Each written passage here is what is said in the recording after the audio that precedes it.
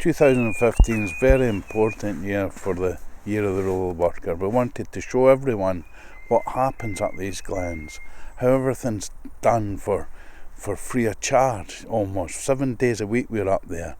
It's so important because of the schools, the hotels, the B&B, all down the length and breadth of these glens. You've got people working there 7 days a week, and without them we feel the glens would collapse. They're important for biodiversity, they're important for policing the glen, they're important for fire brigade stuff, they're for mountain rescue, local community council. A massive amount of things is done free of charge, and we feel we must send this message out and let the general public know. My name is Con O'Day, and I've been the head ghillie at Taymount for 5 years. Getting up in the mornings, 5 o'clock normally. I'll have all my dogs to see. I've got 6 spaniels. First port of call is fishing hut. I have to get it ready for the guests arriving. Fire on, make sure everything's mopped down, nice and clean. Then we get our boats ready for everybody arriving. 9 o'clock, everyone will be here. We'll kick off around about 9:30 after having a morning coffee. That could be a long day doing various fishing techniques. On paper it's a 9 to 5 job, but the hours, there are parts of my contract that stipulate my hours can be from dawn to dusk at any given point of the fishing season. I grew up in Dundee in a wee scheme called Fintry, which is quite a famous wee scheme in itself, which is just a hop, skip and a jump from the country. I came to the river with my father at the age of 4 and fell in love with it then. It was this very bit of water here that I came to as a child. I wasn't able to fish at 4. I carried the rods, and it was quite funny because as I was growing up in the scheme of Fintry, when I went fishing at the weekends with my father, when I went back to school on Monday and told everybody I'd been fishing, the vast majority of people, apart from the teachers, seemed to think that was rather peculiar, and I got a bit of stick for it. Incidentally, now that I've grown up, nearly everybody that gave me a bit of stick's either involved in the country somehow or fishing. I've lived at Taymount for 5 years. My house comes with my job. I was required to move here.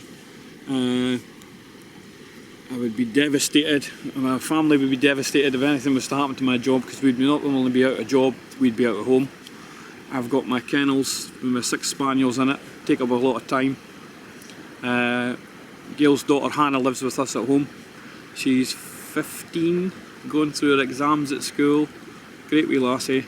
We're very happy living in the country. I couldn't see us living in the city if I lost my job here, and if I had to move out of my house, would almost certainly be living in the country somewhere else. Living in the country comes with quite a few obstacles, we'll say.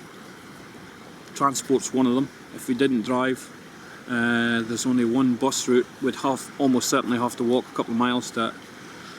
Fetching your groceries, it could be a bit trialling as well, although I do understand that the retailers now deliver. Communications can sometimes be difficult in the country, to say the least.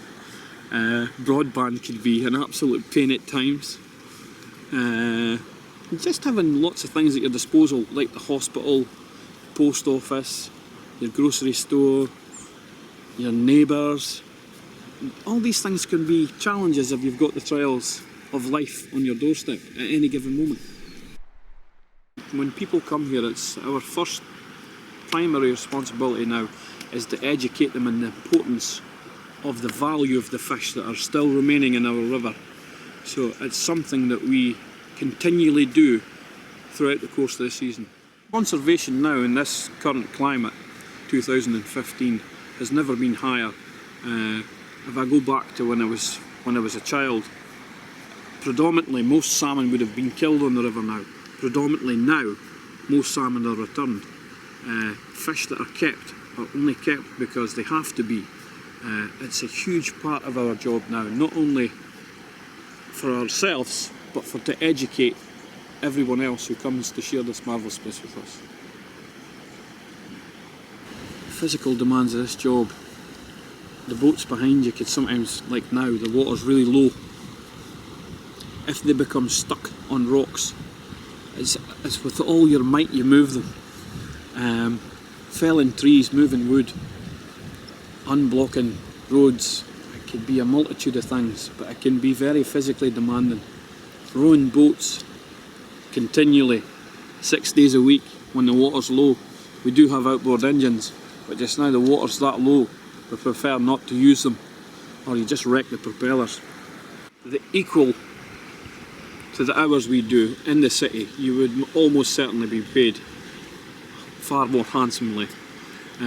This is the kind of job you might never ever be wealthy with financially, but you will leave it with a wealth of other things.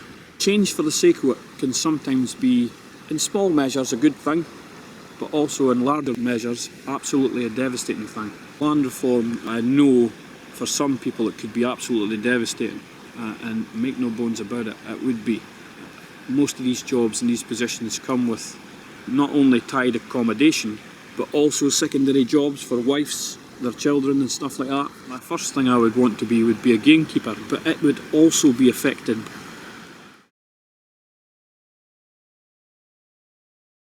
We hope that Year of Rural Worker will show people what rural workers face, what challenges they have, and would like, when people make decisions regarding us in the countryside, to take us into account.